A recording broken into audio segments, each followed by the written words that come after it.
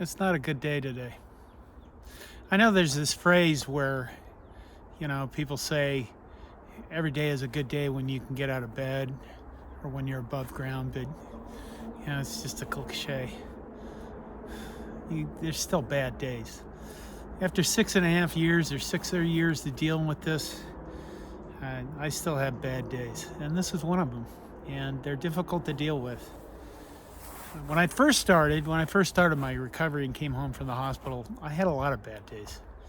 At least one day a week for probably about 10 months, I had to lay in bed in a dark room all day without looking at any lights, which includes my computer and my cell phone, which sounds impossible in these days because we're so addicted to these things. Now I don't have things that bad anymore. Today's bad day is courtesy of my brain injury, not my heart attack. I rarely have bad days because of my heart attack. When I have bad moments sometimes because of the heart attack. A lot of those are still, laying down when you're ready to lay down and go to bed, and you say to yourself, I wonder if I'll wake up tomorrow. And I've dealt with that anxiety by learning how to calm my mind, learning how to prepare myself for bedtime. I'll talk about that in later videos.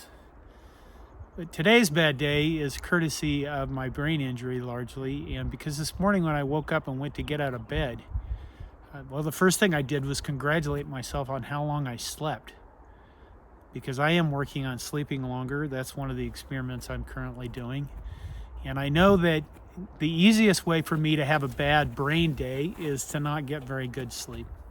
If that happens, the chances of me having a bad day increase by a great deal. So sleep is probably number one. This morning, on the other hand, I woke up and I sat up to get out of bed and the room started spinning.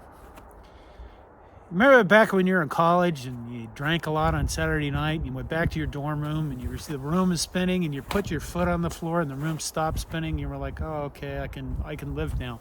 Yeah, this isn't that. There's no fun involved in this. I just woke up and the room started spinning. I got sick to my stomach. I yelled at my wife to bring me a bowl, the puke bowl, yay.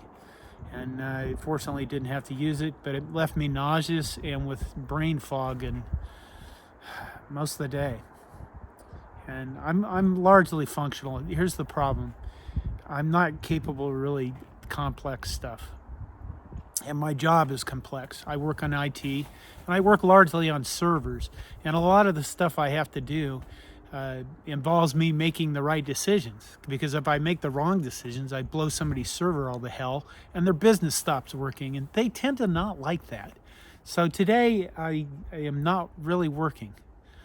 And it bothers me because I'm one of those people that was either born with or grown up with this idea that if you're not productive, you're not worthwhile. And that's a whole nother subject. I'll probably talk about in other videos, but it's a whole nother part of life of dealing with looking at your self-worth and thinking I'm not productive, therefore I must be worthless. And then, you get into it's easy to fall into this trap where you start feeling sorry for yourself. It really is. And you have to, I think the key to this is kind of like in sports, when a team gets upset by a team they were supposed to beat and their coaches say, don't let them beat you twice. And what that means is not let the mental breakdown of the despair of being upset by an opponent carry over into the next game. And the same thing is true for bad days. I've really tried to learn to let them go. And that's what I have to do.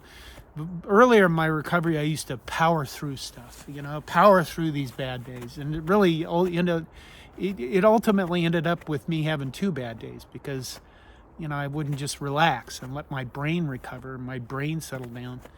And instead it led to multiple crappy days in a row. Because I was going to power through those things, because that's what we do. I think that's a man thing, maybe. I don't know. Maybe it's a type A personality thing. You can let me know in the comments if anybody even sees this.